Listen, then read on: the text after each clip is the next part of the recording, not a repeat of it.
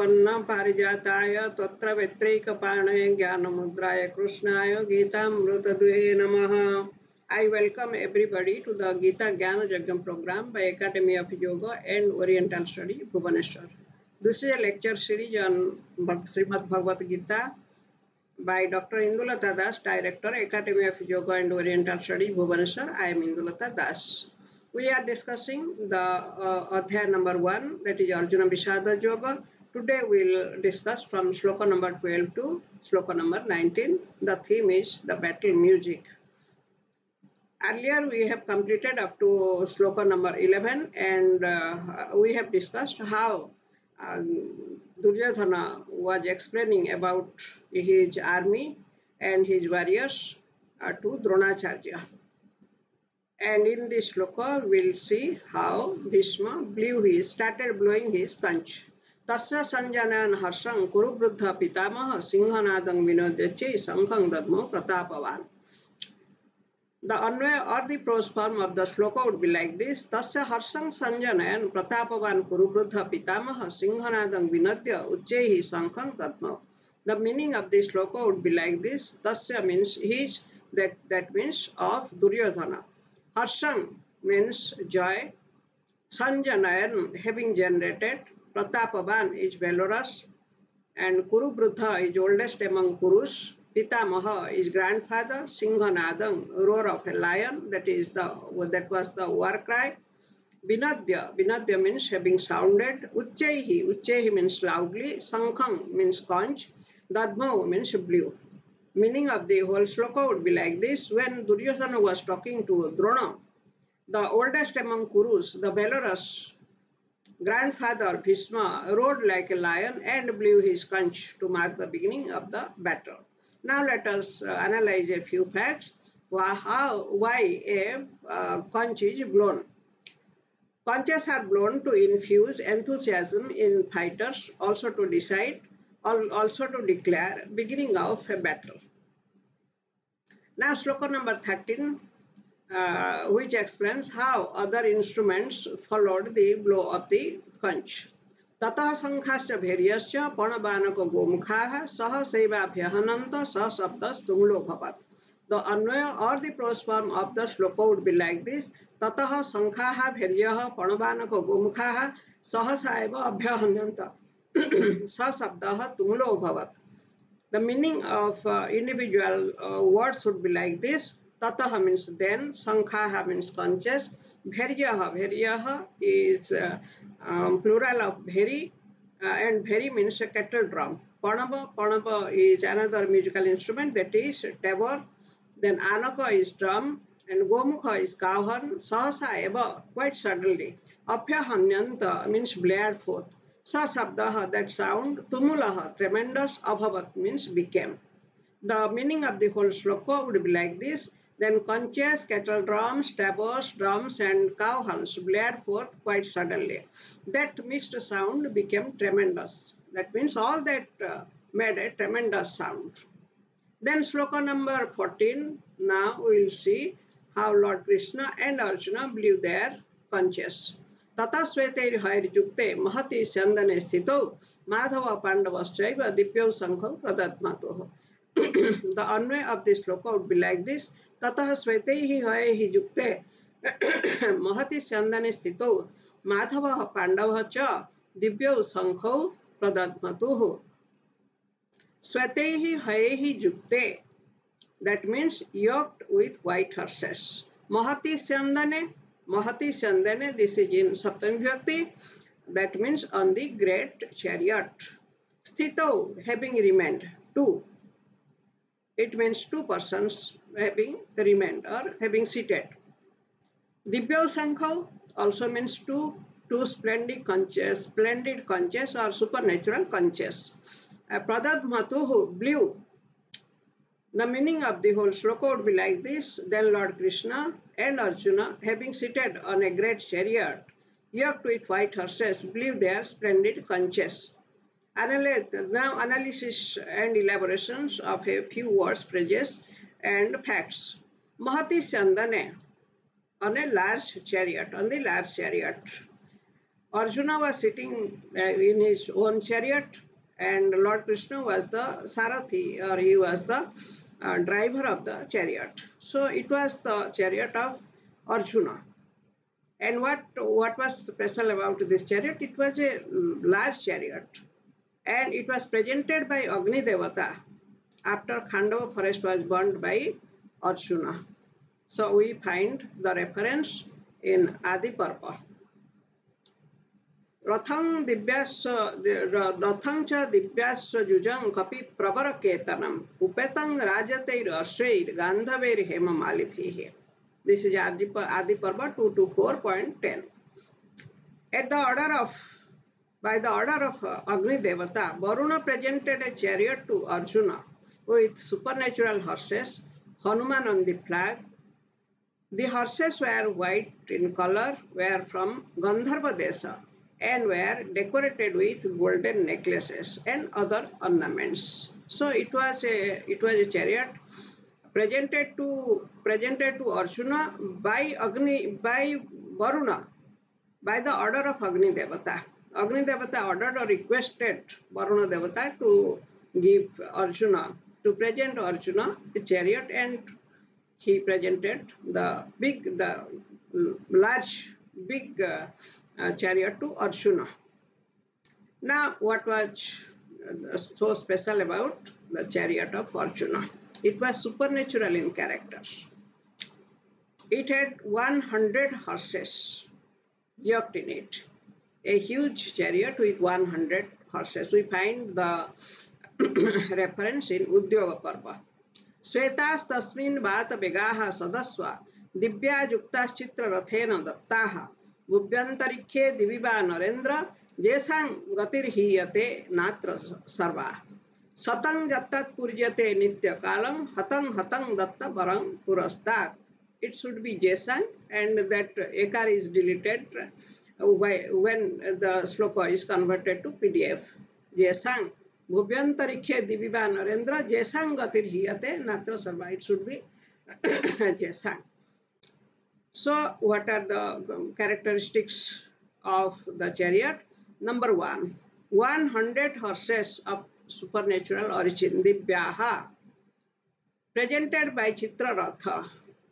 Chitraratha Gandharva presented the horses which are yoked in the chariot of Arjuna.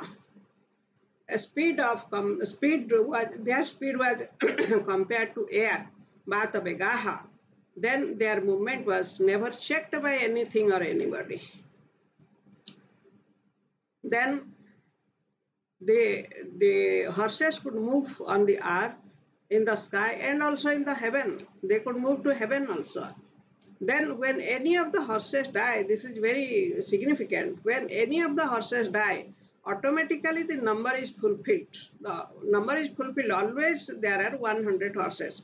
Even if any horse dies, then automatically the number is fulfilled. It was the boon. Satang jattat purjate nitya kalam, hatang datta barang purastat. It was a boon given to the horses that if any of the horses die, automatically the number would be 100, never less than that.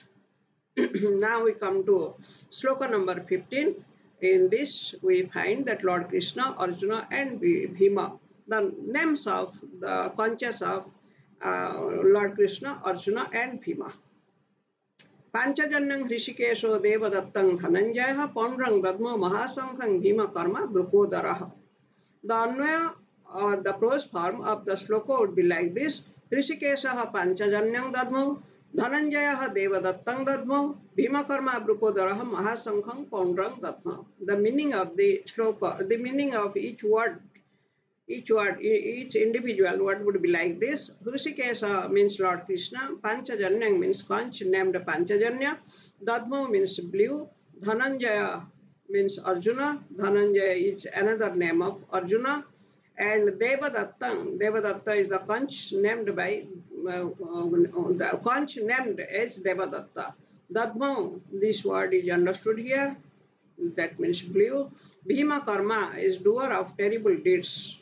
Bhima Karma is the adjective of Bhima here. Brukodara is another name of Bhima.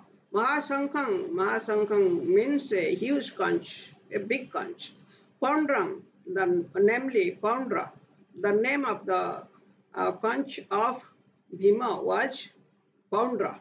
Dadmau means blue. So the meaning of the sloka is like this: Lord Krishna blew Panchajanya, Arjuna blew the Devadatta, Bhima the doer of terrible deeds blew the great conch Poundra. And let us analyze a few words, phrases, and facts.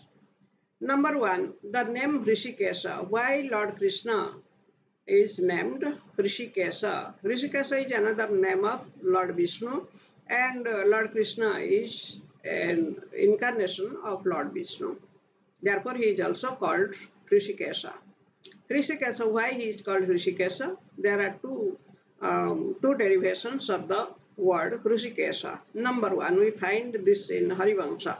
Rishikan Indriyanyahu Stesam Isho Jato Bhavan Rishikesha Stato Vishnu Kyato Devesu Kesava. Rishika means Indriya. Since you are the master of Indriyas, therefore you are famous as Rishikesha among gods. O Lord Vishnu, you are called Rishikesha because you are the master of the Indriyas. This is in Harivansha. Then we find another derivation in Mahabharata Udyoga Parva. Harsat Sukhat Sukhe Swarjat Rishikeshatvam Asnute. Lord Vishnu is called Rishikesha, or Lord Krishna, who is an incarnation of Lord Vishnu. He is called Rishikesha because of three facts: Rishi, Ka, and Isha. There are three words in Rishikesha. Number one is Rishi. Rishi means that is joy, and Ka is bliss, and Isha is mastery. Therefore, he is called Rishikesha. Now let us see why Panchajanya. Is there anything significant about the conch Panchajanya? Yes, Lord Krishna killed Panchajana, a demon called Panchajana, who had the appearance of a conch. And after his death, he accepted that conch as his own conch. And that because it is from Panchajana, therefore it is called Panchajanya. We find the reference in Harivansha Purana. Satu Panchajanang Hatva Sankhang Lebhe Janardana. Sa Janardana Panchajanang Hatva Sankhang Lebhe Jastu Deva Manusheshu Panchajanya iti Srutaha. Deva Manusheshu Jaha Panchajanya iti Sruta. Here Deva Manusheshu, the ekar is deleted while converting to PDF. So the meaning of this sloka is like this: having killed Panchajana, he got the conch which became famous as Panchajanya among humans and gods. Therefore, therefore the conch is called Panchajanya because it is the form, it is the body of Panchajana demon. Then we come to Conch Devadatta. Is there anything special with the Conch Devadatta? Yes. But the Conch Devadatta was presented to Arjuna by Indra Devata. When Arjuna killed a few demons for Indra Devata, he presented a few things to Arjuna, and among these things, there were the Conch Devadatta. In Vanaparva, we find the reference Devadattam Chame Sankham Punaha Pradan Maharabam. Devadatta was given to me, which is Devadatta, the conch Devadatta was given to me, which had a loud sounding conch. The meaning of this sloka is, and he, that means Indra Devata, gave me the conch named Devadatta, which had a loud sound. It sounds very loudly. So it was presented to Arjuna by Indra Devata. Among many things, he presented many things to him, and one of the presents were the conch Devadatta. Then we come to sloka number 16. In this sloka, we find Yudhishthira, Nakula, and also Sahadeva blew their own conches. we find the names of the conches here. Ananta Vijayang Raja Kunti Putro Yudhishthirah Nakulaha Sahadevascha Sughosha Mani Puspako. The Anvaya or the prose form is like this. Kunti Putro Raja Yudhishthirah Ananta Vijayang Dadmau Nakulaha Sahadeva Cha Sughosha Mani Puspako Dadmatuhu. The meaning of each word of the sloka would be like this. Kunti Putra is son of Kunti, Raja Yudhishthira, that is King Yudhishthira. Ananta Vijayang, conch named Ananta Vijaya. Dadmau, this word is understood here. Dadmau means blue. Then Nakulaha Sahadeva Cha, that means Nakula and Sahadeva, the two brothers. And Sughosha Mani Puspako, conches named Sughosha and Mani Puspako. And Dadmatuhu, both of them blue. Dadmatuhu, the word Dadmatuhu, each understood here. The meaning of the whole sloka would be like this. King Yudhishthira, the son of Kunti, blew conch named Ananta Vijaya. Nakula and Sahadeva blew Sughosha and Mani Puspaka. Then we come to sloka number 17 and 18. And in this sloka we find that other warriors also blew their own conches. Kasyascha Parameswasah Sikhandi cha Maharatha Drushtadhyumna Viratascha Satyakischa Parajitah Drupado Draupadeyascha Sarvasah Prithvipate Saubhadrascha Mahabahu Sankhadadmu Pruthak Pruthak. Anvaya of the sloka form, the prose form of the slokas would be like this. He Prithvipate, He Prithvipate. Parameswasah Kasyah Maharatha Sikhandi Drushtadhyumna Viratah Aparajitah Satyaki Draupadeya Mahabahu Saubhadrascha Sarvasah Pruthak Pruthak Sankhan Tadmuhu. So the meaning of each individual word would be like this. Prithvipate, O King Dhritarashtra. This is being told by Sanjaya. Parameswasah, great warrior. Kasya, king of Kasi. Maharatha Sikhandi. Drushtadhyumna, that means son of Drupada. Virata is the king of Matsya. Aparajitah Satyaki, undefeated Satyaki. Drupada means Drupada king. Draupadeya means sons of Draupadi. Mahabahu Saubhadrascha, warrior Abhimanyu. Saubhadra means son of Subhadra, and that is Abhimanyu. Sarvasaha means all of them. Pruthak, separately. Sankhan Dadmuhu, blew conches. The meaning of the meaning of the two slokas would be like this. O Lord of the earth, O King Dhritarashtra, the great warrior Kasya, king of Kasi, the great chariot warrior Sikhandi, Drushtadhyumna, Virat, undefeated Satyaki, Drupada, Abhimanyu, and the sons of Draupadi blew their conches separately. So this is the meaning of the two slokas. Then we come to sloka number 19, and this sound was painful for Kauravas. Saghosha dhattarashtanang hridayani badarayat navascha prithiving chaiva tumulo vyanunadayan. The anvaya or the prose form would be like this. Sa tumulo ghosaha navascha prithiving cha vyanunadayan dhattarashtanang hridayani badarayat. The meaning of each individual words would be like this. Sa means that. Here sa is the pronoun used for ghosaha. Therefore, sa here does not mean he. Sa here means that. That sa ghosaha, that noise. Sa tumulo ghosaha. Sa means that, tumula means tumultuous, tremendous, ghosa means noise. Navascha prithivingcha, sky and earth. Vyanunadayan means resounding. Dhattarashtanam, that means of the Kauravas. Hridayani, hearts, vyadarayat, tore apart. So the meaning of the whole sloka would be like this. That tremendous sound resounded in the earth and in the sky and tore apart the hearts of the Kauravas.